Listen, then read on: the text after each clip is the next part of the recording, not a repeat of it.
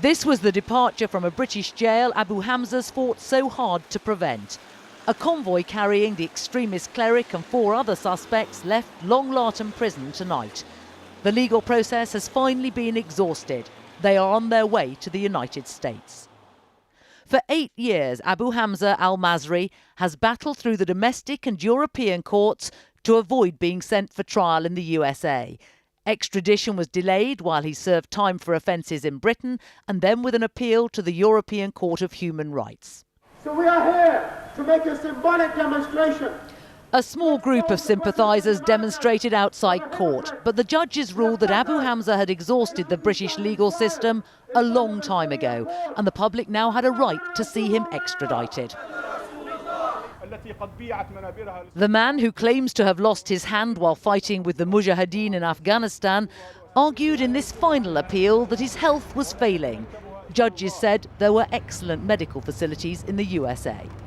I think there's been a huge degree of frustration among people in this country about the length of time it's taken, but it has now been completed, and I hope that we now go on to see justice done.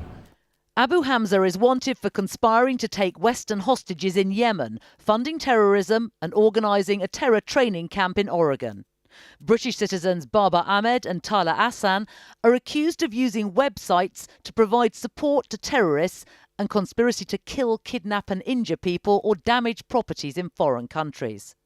While Khalid al-Fawaz and Adil Abdul Bari are accused of being aides to Osama bin Laden involved in 2 US embassy bombings in East Africa.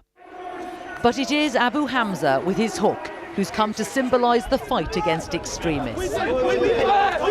Even as the judges were handing down their ruling today, he was still dividing opinions. Back on the pavement! Back on the pavement! Clearing the legal hurdles for Hamza and the other suspects has taken between 8 and 14 years. As planes wait at RAF Mildenhall to remove the men, there are calls for a review of extradition procedures to prevent a similar fiasco.